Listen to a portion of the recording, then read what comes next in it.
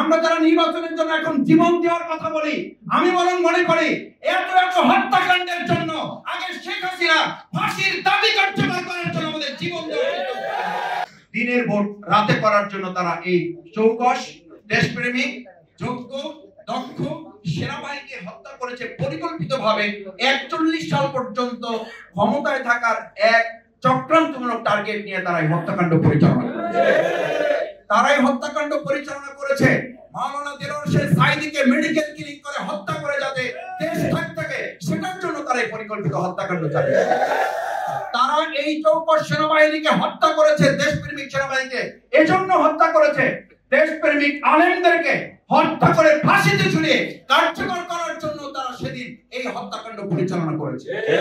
তারা হত্যাকাণ্ড পরিচালনা করেছে, আমাদের ফেলানীকে শুধু হত্যা করা নয়, তারা হত্যাকাণ্ড পরিচালনা করেছে ফেলানীকে হত্যা করে কাঁটাতারের সাথে ঝুলিয়ে রাখলেও যেন কেউ প্রতিবাদ করতে না পারে তার জন্য তারা হত্যাকাণ্ড করেছে। আমরা ধিক্কার জানাই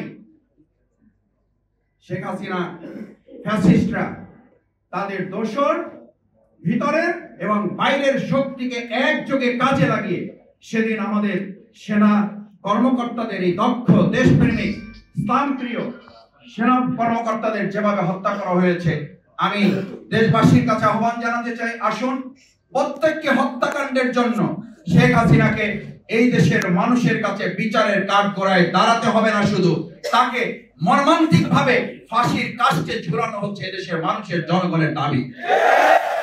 আমি আশা করি আমরা যারা নির্বাচনের জন্য এখন কথা বলি, আমরা যারা স্থানীয় সরকারের জন্য কথা বলি, আমরা যারা জাতীয় নির্বাচনের জন্য কথা বলি, আমরা যারা সংস্কারের জন্য কথা বলি, আমরা যারা নির্বাচনের জন্য এখন জীবন দেওয়ার কথা বলি, আমি বরং মনে করি এত হত্যাকাণ্ডের জন্য আগে শেখ হাসিনা ফাঁসির দাবি কার্যকর করার জন্য আমাদের জীবন দেওয়া, কারণ এই বিচার কার্যকর না হলে আপনি নিশ্চিত থাকবেন। আমরা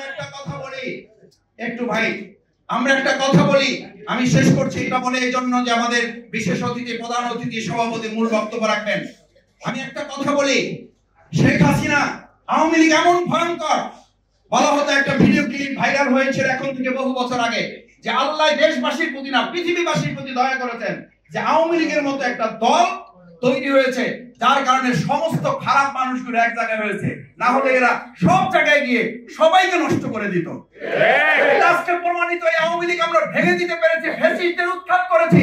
আমি এখন বলি এরা বাংলাদেশ থেকে সরেছে, কিন্তু গোটা পৃথিবীকে নষ্ট করার জন্য এখন এরা চক্রান্ত করছে। খেয়াল করেছেন আজকে পাশে রাষ্ট্রে বসে সেই দেশের মানুষকেও তারা বিব্রত করছে।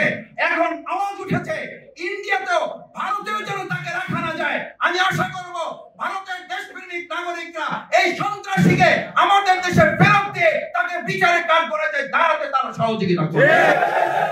তারা যদি সহযোগিতা করে আর আমরা যদি এখন নির্বাচন নিয়ে আওয়াজ তুলি, আমরা যদি এখন স্থানীয় সরকার না জাতীয় সরকার এই আওয়াজটি যদি বিভেদ তুলি, তাহলে মাঝখান থেকে শেখ হাসিনা পার পেয়ে যাবে।